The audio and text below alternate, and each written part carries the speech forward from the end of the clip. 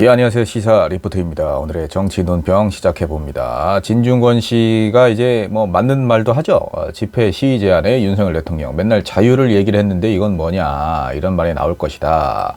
예, 이 부분에서만큼은 또 맞는 말을 하네요. 정부와 여당이 이제 민주노총 건설노조의 집회를 계기로 집회 시위를 제한하는 방안을 검토하기로 한 것. 이거 황당한 위헌적인 발상이다.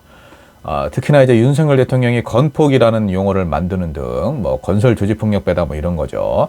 건설 노조를 좀 불법화하는 것에 대해서는 범죄 집단처럼 묘사를 하는데 그렇지가 않다. 건설 노조를 통해서 노동 현장에 굉장히 불합리한 관행 같은 것들이 많이 개선이 됐다.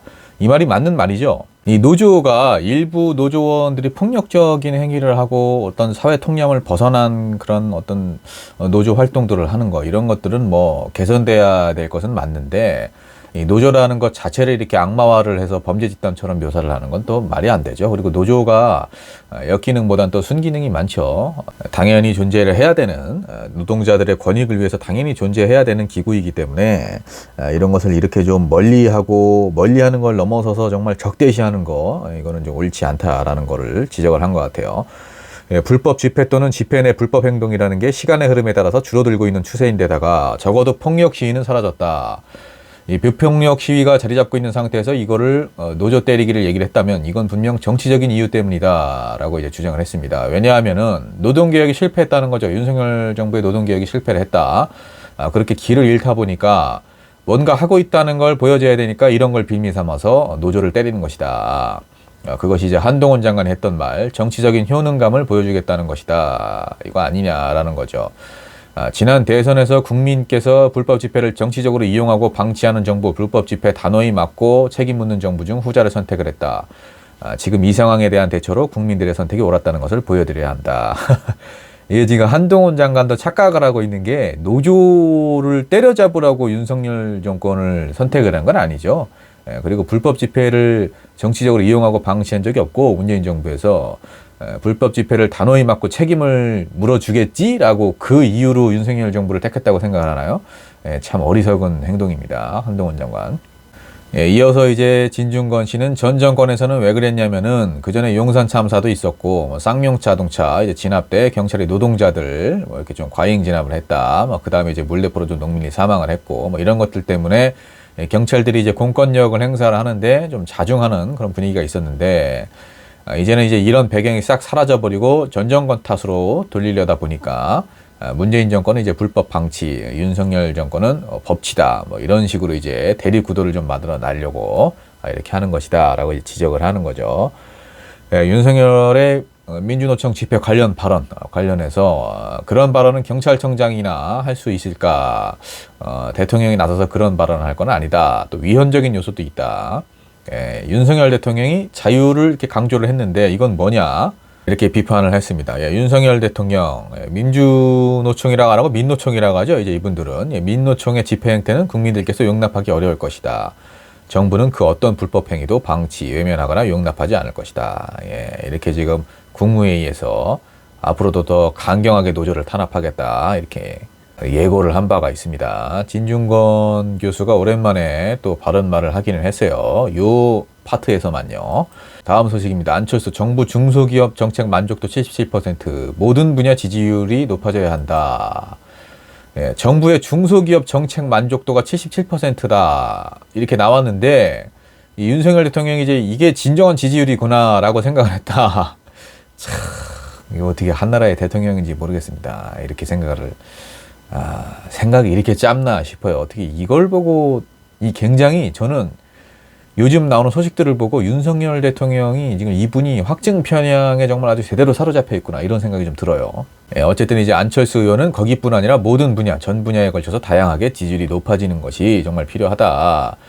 중소기업에 대해서 조사를 해보면 그렇게 나올 수도 있겠지만 사실은 이제 전반적으로 우리나라 현상을 볼 때 중소기업만 문제가 되는 건 아니지 않냐라고 얘기를 했습니다. 여론조사라는 것이 이제 국민들의 종합 전수인데 부정평가가 사실 지금 굉장히 높은 상황에서 요즘 뭐 좀 올라간다고는 하지만 아직도 40%가 안 되는데 특히나 이제 경기도 쪽이 더 민심이 좀 좋지가 않은 상황에서 그런 목소리를 좀 정확하게 전달을 하고 극복을 해야 된다는 것이다. 연말로 갈수록 민생에 집중하는 모습들을 보이는 것이 꼭 필요하다. 이렇게 뭐 다음 총선을 또 의식을 해서 한 발언 같은데, 윤석열 대통령 하는 행동을 보면 사실 지지율이 10% 나오는 것도 신기하죠.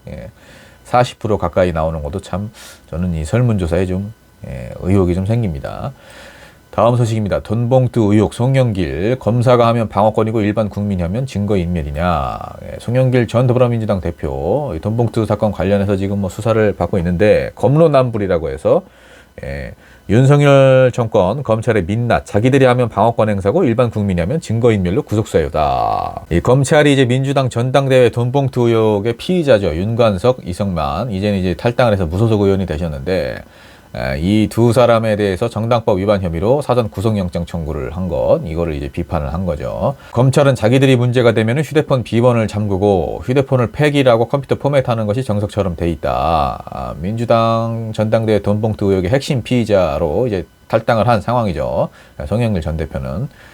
검사들이 이제 라임 사태의 핵심 인물 김봉현 전 스타모빌리티 회장 술 접대를 받은 사건 뭐 이런 게 있었죠. 전형직 검사 4명 모두 사건 청탁 관련 증거를 인멸하기 위해서 검사들과 40회 이상 통화한 핸드폰을 모두 분실하거나 폐기를 시켰죠. 그러나 그 누구도 이 사람들을 증거인멸이나 뭐 이런 것들로 이제 기소는커녕 징계 처분조차 받았다는 이야기를 못 들었다라는 거죠. 참 너무나 내로남불이 아니라 검로남불이죠. 대한민국 검찰이 어쩌다 이렇게 됐는지 모르겠습니다.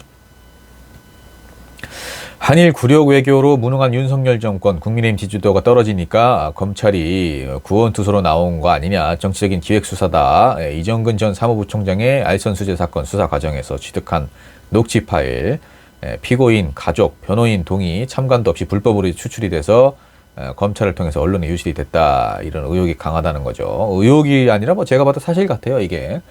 이정근, 강래구 뭐 이런 분들이 이제 녹취 파일은 편집, 짜깁기 된 것으로 적법한 절차를 거치지 않고 수집된 증거로 증거 능력도 없는 거죠. 그러니까 이제 언론에 뿌린 거죠. 뭐 증거 능력이 없는 건 아니까 이분들도 정치적으로 좀 공격을 하려고.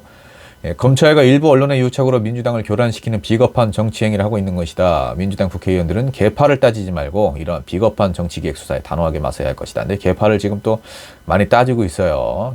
계파를 따지지 말고 좀 하나로 합심을 해서 송영길 전 대표 말처럼 좀 싸워야 되는데 당내 상황은 또 그렇지 못한 상황입니다. 마지막 소식이죠. 윤재호 국민의힘 원내대표 노란봉투법 본회의 통과하면 대통령 거부권 행사 요청을 하겠다. 이게 지금 자랑인 양 이렇게 얘기를 하고 있어요. 또 거부권입니까? 정말 불통 중에 이런 불통이 없습니다. 박근혜 전 대통령보다 더 심한 것 같아요. 지금 윤석열 대통령이. 더불어민주당과 정의당이 노란봉투법, 노동조합법 이제 제2, 3조를 개정을 하는 안인데 본회의 직회부 요구권을 처리를 했죠. 이게 계속 뭐 계류 상태에 있었으니까 결국에는 이제 다시 직회부 요구를 한 건데 만약에 노란봉투법이 본회의를 또 통과를 한다면 국민의힘에서 당 차원에서 대통령에게 제2요구권을 행사를 요청할 것이다. 이게 뭐 국민의힘 뜻이겠습니까? 윤석열 뜻이겠죠. 윤석열 대통령 국민의힘의 합작인가요? 당사자들만 알겠죠. 자, 국민들께서 이 법이 악법 중에 악법인 걸 아신다면 우리 당보다 먼저 국민이 제2요구권 행사를 요청할 것이라고 확신한다. 국민들이 이 법을 악법 중에 악법이라고 생각을 안 해요. 지금 이렇게 언론에서 자꾸 짜맞추기를 하니까 그런 거지. 일부 정말 뭐 가뭄에 콩나듯 나오는 그런 노조 구성원들의 불법 행위만을 너무 좀 확대를 시켜가지고 노조 전체의 어떤 불법 행위인 양 그렇게 지금 과장을 하니까 국민들이 좀 잘못 인지를 하신 분들이 계셔서 그런 거지. 이렇게 악법 중에 악법이라고 생각 안 합니다. 노란봉투법. 착각입니다. 지금 국민의힘. 국민의힘은 노란봉투법 저지에 최선을 다하겠다. 노란봉투법 본회의 직회부를 국회법 위반으로 본다. 왜 위반이죠 이게? 정당한 절차를 거쳐서 직회부를 한 건데 이게 위반인지 모르겠어요. 어느 부분을 갖고 이렇게 또 걸고 넘어지는 건지.